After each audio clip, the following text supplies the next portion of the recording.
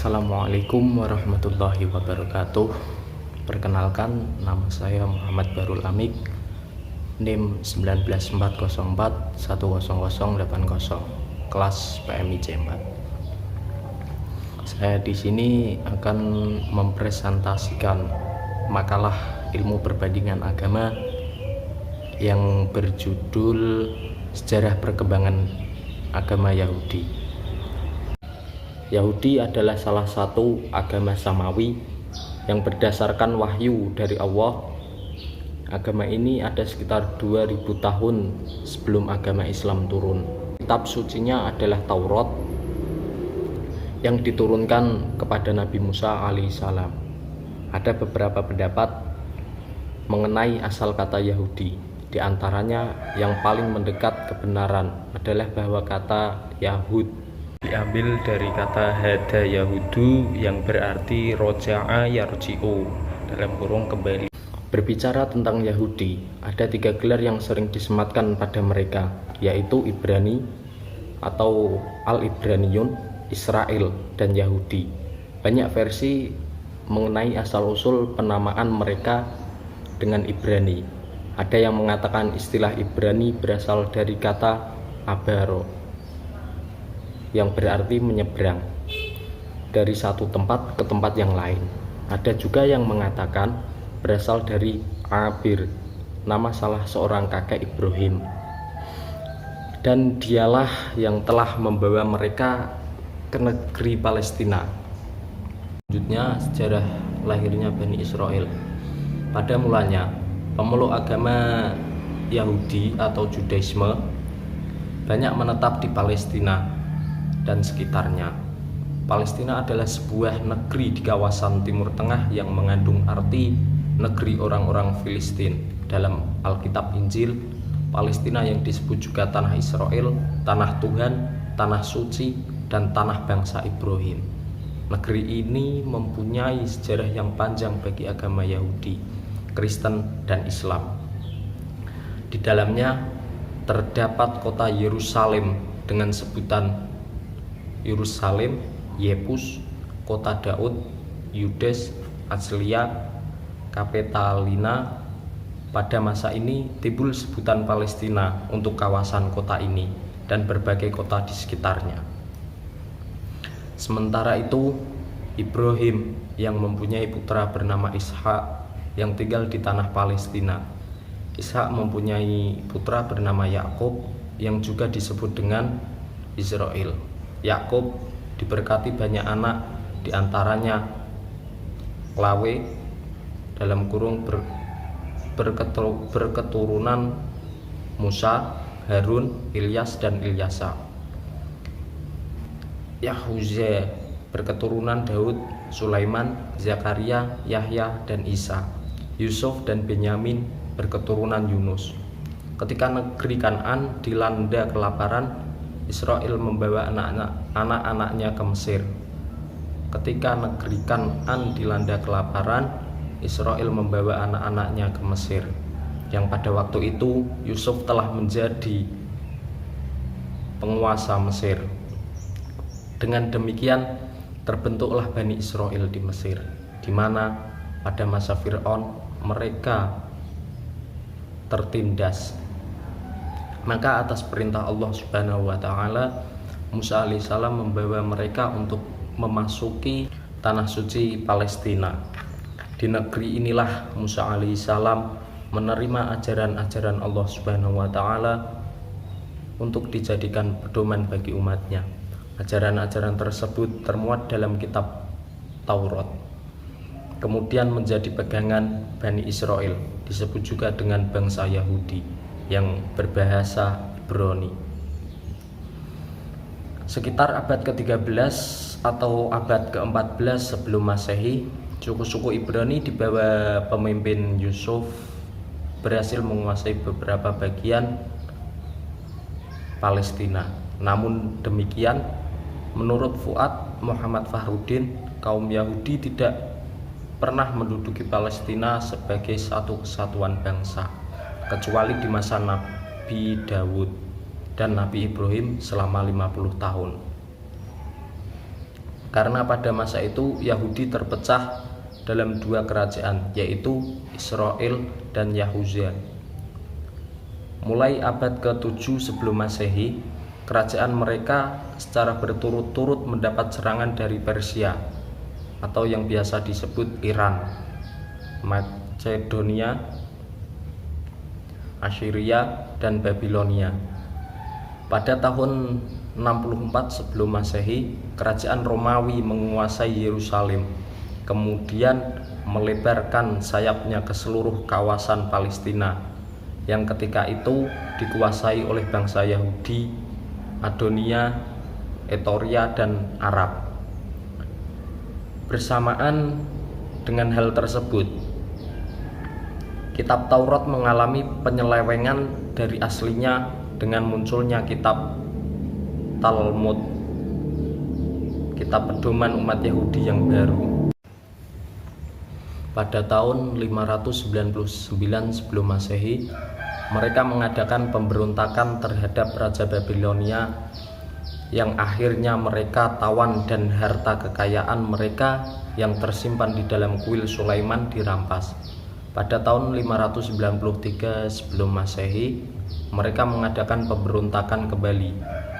Maka pada tahun 588 sebelum Masehi, mereka didatangi oleh Raja Babilonia, lalu dihancurkan kekuatan Yahudi itu. Dibakar kuil Sulaiman dan umat Yahudi ditawan dan dibawa ke Babilonia.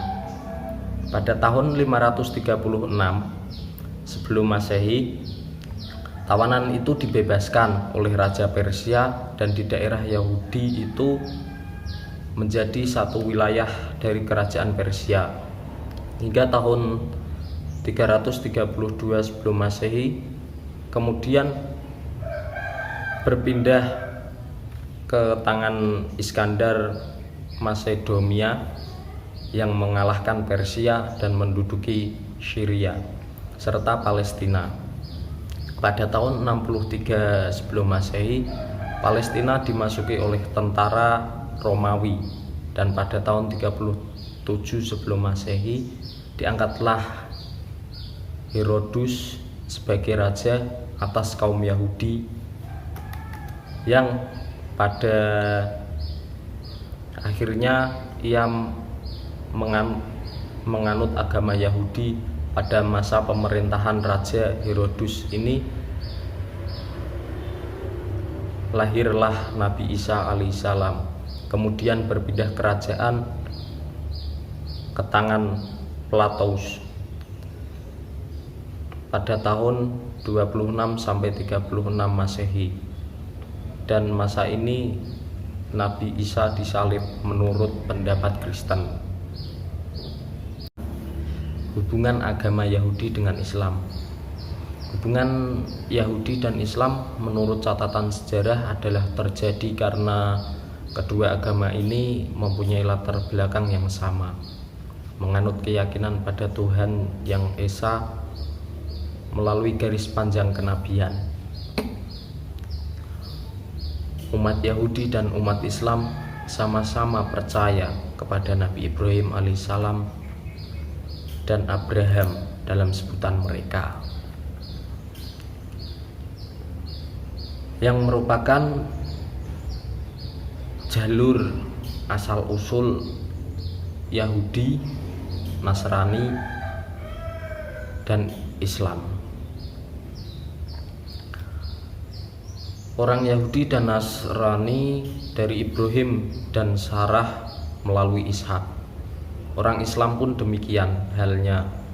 Orang Islam pun demikian halnya dari Ibrahim dan Hajar melalui Ismail. Latar belakang persinggungan Islam dan Yahudi sangat nampak dengan mencermati garis keturunan di atas, yakni moyang Ibrahim atau Abraham dari istrinya Siti Hajar melahirkan Nabi Ismail dan Nabi Ishak. Nabi Ismail di waktu kecilnya dibawa ke tempat yang sangat tandus. Kemudian Di kemudian hari diketahui sebagai tempat berdirinya Ka'bah, yang sekarang disebut Mekah. Sementara Nabi Ishak menetap di Kan'an, daerah Palestina, yang zonanya berjauhan dengan saudaranya Nabi Ismail. Dari bersaudara ini terlahir keturunan nabi-nabi sebagai pewaris dan pembawa pondasi agama monoteisme. Dalam satu riwayat disebutkan bahwa pernah terjadi perselisihan antara kaum Yahudi Bani Nair dan Yahudi Bani Quraisyah tentang besarnya diyat yang berlaku di antara mereka. Perbedaan agama pada tahun-tahun pertama tidak menghalangi mereka untuk melakukan hubungan yang intensif. Tetapi hal ini tidak berlangsung lama. Keadaan ini disebabkan orang-orang Yahudi ingin mendominasi dan menanamkan pengaruhnya terhadap umat Islam, terutama dalam bidang ekonomi dan politik. Mereka tidak senang melihat umat Islam memegang peranan penting dalam kehidupan masyarakat. Kegagalan mereka, orang-orang Yahudi, menanamkan pengaruhnya terhadap kaum muslimin menjadikan mereka sedikit mengkhianati dan melanggar isi perjanjian yang pernah mereka sepakati bersama kaum muslimin. Perjanjian tersebut isinya adalah bahwa kaum Yahudi hidup damai bersama-sama dengan kaum muslimin. Kedua belah pihak bebas memeluk dan menjalankan agama masing-masing. Kaum muslimin dan Yahudi wajib tolong-menolong untuk melawan siapa saja yang memerangi mereka, dan orang-orang Islam memikul belanja mereka sendiri pula.